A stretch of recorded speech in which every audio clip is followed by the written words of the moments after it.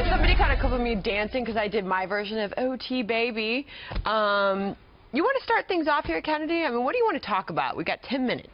10 minutes. What do you like? How about Gronk showing up at the White House press briefing? Okay, I was thinking about this because I am not a fan of the New England Patriots, and I can't stand Tom Brady.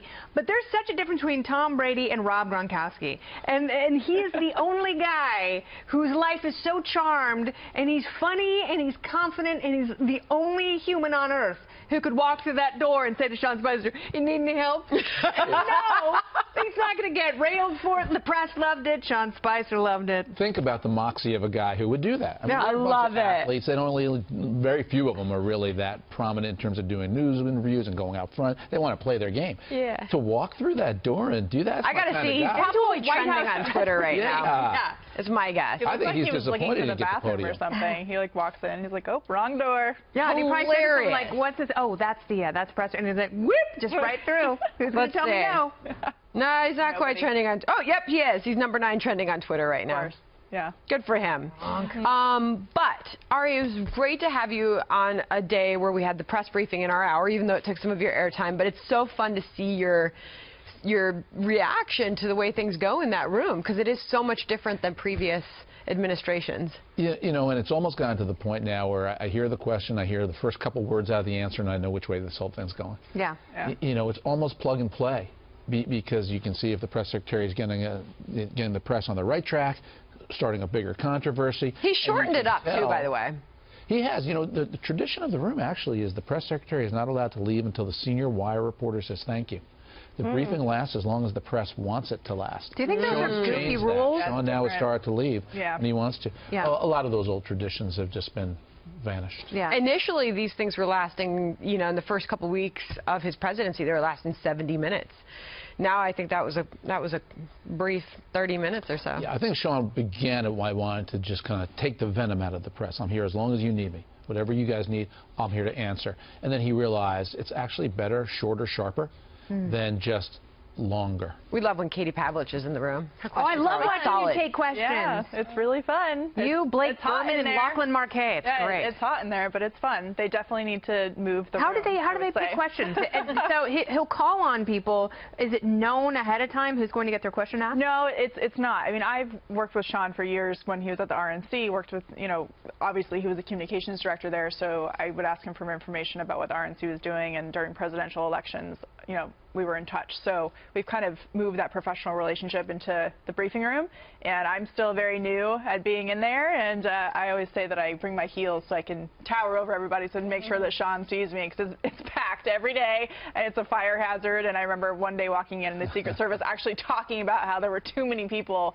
in the briefing room and how they were going to call a fire marshal. So I'm an advocate for moving the room, but I think he does a really good job of getting around to different kinds of news outlets, which is good. So yeah, it's fun. You know, really, he tries to do his best. That room has been, up to this point, the last bastion of the mainstream media. It's the place where the mainstream dominates. The first couple rows are their assigned seats. It's really the only place left in America like that. Yeah. And Sean, to his credit, has started calling on reporters from all kinds of different outlets. Right. But unfortunately, you're all standing in the sides. Yeah. There are no seats for That's you. okay. We're just paying our dues, I guess. But you can feel it. I mean, the mainstreamers who have been there for a really long time, the ones who have their seats, they don't like so much the way that Sean has changed up the briefing room. It's very clear that they think that there's only certain people asking questions, and they've been doing that for a long time, and they should be the ones moving forward. It's not the content of the question. They don't like certain people from certain outlets asking those questions. That's what many of them don't like, is the presence of you and all the other non-mainstream media that they have to compete with now. That's led to the decline of the mainstream. Exactly. We are going to make sure that Outnumbered Overtime is up and running for you. Meanwhile, I'm checking out Facebook.com. Okay. Meanwhile, I'm going to check out Facebook Live, because this is always happening. Let's see here. We had a big number logged on, and the video was kind of still on our Outnumbered Overtime, so we're going to get that going. Meanwhile, Facebook Live is hot and running. Let me see if I can fire off some questions to Ari Fleischer here. Everybody's talking about the White House briefing room. wasn't so much contentious today, but he has sort of made his answers more succinct, and he's not really engaging as much as he was the first few weeks. That's my assessment, but. I think that they're changing their strategy. I think they're starting to realize that when they're on a high note and winning, they need to keep the briefing shorter, not be so contentious, because it's distracting from what they're actually trying to do. I mean, in the first couple months, it was very abrasive, aggressive on both ends. I mean, you know, he gives it right back to the press when they're asking questions that maybe have been answered or irrelevant. I'm not saying it shouldn't be contentious, but he's certainly now toned it down to try and stay directly on message rather than making the news cycle about how he got into certain confrontations with reporters. Ari, so if you take yourself out of the assessment, who are your top 3 White House press secretaries?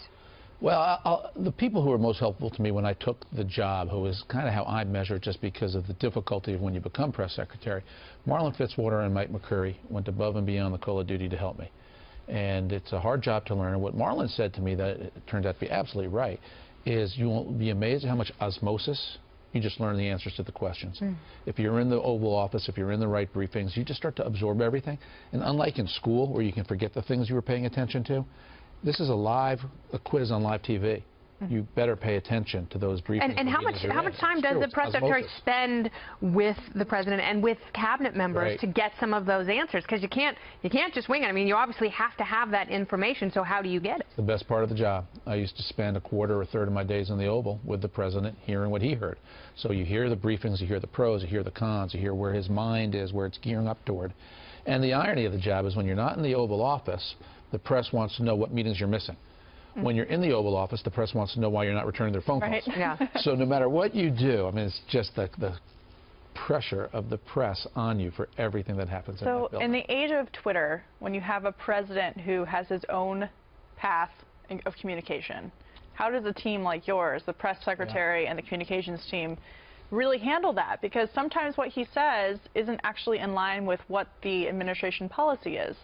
Well, to me, the issue isn't Twitter. It's the quality of the message. Because the press secretary has to be accountable for whatever the president says, wherever he says it, however he says it, whether it's a tweet or an appearance on Good Morning America or a leak that came from a meeting with a congressional member. The press secretary has to elaborate and explain what the president said and why. So Sean should have no problem dealing with tweets because he knows what the president's thinking and why. The curveball is when the president tweets something like his predecessor engaged in criminal activity. That's very hard for the press secretary or anybody to elaborate or explain because it's just wrong. Right. So. And as far as Obamacare being a problem for Republicans, one of our viewers wants to ask you, it makes us wonder why the GOP and what they were doing for the last 7 years that they could not come up with a better replacement for Obamacare. That question is a perfect question. It bothers me. You know, this is the trick the Republicans are going to have to get over. Are they a governing party or an oppositional party? And the failure to replace Obamacare makes me think they're still an oppositional party. I think Democrats are finding it's a lot more fun to be an opposition party. Yeah. Do you think Melissa McCarthy hurts him? Hurts him tremendously. I think I have, obviously we all have friends who aren't politicos and don't follow this very closely. A friend of mine who works in fashion didn't know who our vice president was for a long time, knows exactly who Sean Spicer is, thinks the sketches are hilarious. So when you have transcended political people and now you're entering people who don't pay attention to this as a parody, I keep saying that it's not good for him. No, you want to be known for the job of itself, and it's not Sean's fault that he's getting parodied by SNL. I think that's part of SNL's ideology. They're enjoying putting the to Sean and to anybody else they can find at the White House. Kellyanne, their skit about Kellyanne was horrific.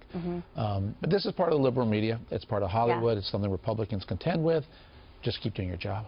Yeah, and he will, and he's doing the job that Trump wants him to do, as you talked about during the show. He's acting in an aggressive way towards the press, as Trump would act as well. When I talk to, you know, liberal Democrats, and, you know, I know a lot of them having grown up on the West Coast and having lived in Los Angeles for the better part of 25 years, it almost seems like they don't want, like, even though they're critical of the president, they don't want him to succeed. Yeah. And, you know, in a lot of the conversations I have, I'm always surprised, and I'm a libertarian, and I try and talk them out of their love for statism, which it can be impossible. But I'm always surprised that, you know, when you say, yeah, but don't you want the economy to grow? Don't you want people to get jobs? And there's so many people who are truly so obsessed with the president's failure that it's just a Republicans did the same thing. Rush Limbaugh said he wanted Obama to fail. It happens on both sides. Yeah, I mean, I don't like it, and I certainly don't say things like that. But it's amazing. You know, it's dominating our conversation on Facebook Gronk? Live. Gronk! Yeah. Had he invited him up to the podium, how different things would be right now. Okay, Ari Fleischer, thanks for joining us today. Thank you. Good to see you. That's it. Bye-bye.